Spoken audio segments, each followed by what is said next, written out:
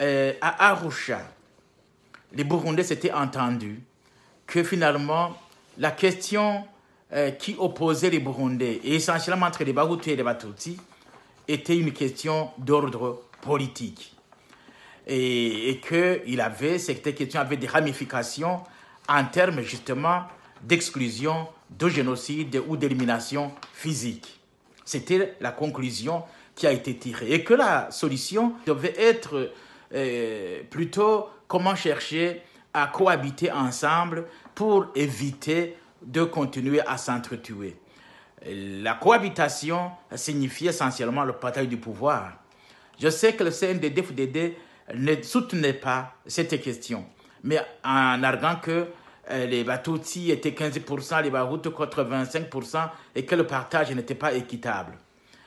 Mais de notre côté, la préoccupation n'était pas celle-là. La préoccupation, c'était la cohabitation pour qu'il y ait la paix. S'il y a la paix, il y a le développement, il y a l'harmonie sociale qui engendre le développement et que par conséquent, cette question d'ethnie allait petit à petit disparaître parce que la question qui s'oppose et qui s'opposait hier et qui s'oppose aujourd'hui et qui risque de continuer à s'opposer, c'est de comment organiser la société burundaise pour que tout le monde puisse se sentir chez lui. C'est ça la grande question.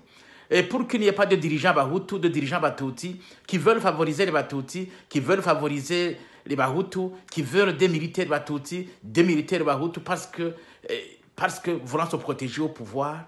Je crois que c'est cela qui est la racine de notre problématique au Burundi. Et que par conséquent, la solution devrait être justement autrement. Alors maintenant, la CVR avait l'objectif de clarifier les crimes dont nous avons été victimes et comment les qualifier. Il fallait absolument qu'il y ait une commission d'enquête judiciaire des Nations Unies qui devrait venir enquêter sur tous les crimes depuis 1962 jusqu'au moment de la signature de l'accord d'Arusha. C'est cela qui est écrit. Et qu'il devrait, de l'autre côté, pour favoriser la réconciliation nationale, la CVR. Maintenant, la CVR joue deux rôles.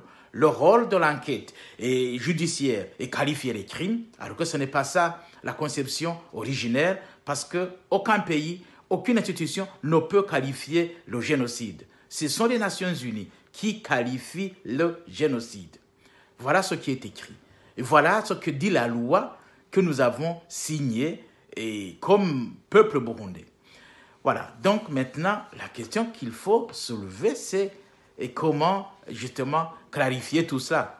En fait, ce qu'il y a eu comme problème, c'est qu'au moment où, en 2005, quand le pouvoir CNDD-FDD est venu et que nous négocions avec les Nations Unies pour voir comment régler cette question, de chercher à apporter cette commission au Burundi, eh bien, le CNDD-FDD a continué les négociations, mais comme il venait de terminer la guerre, il devrait être peut-être poursuivi, les uns et les autres pouvaient être poursuivis pour les crimes commis.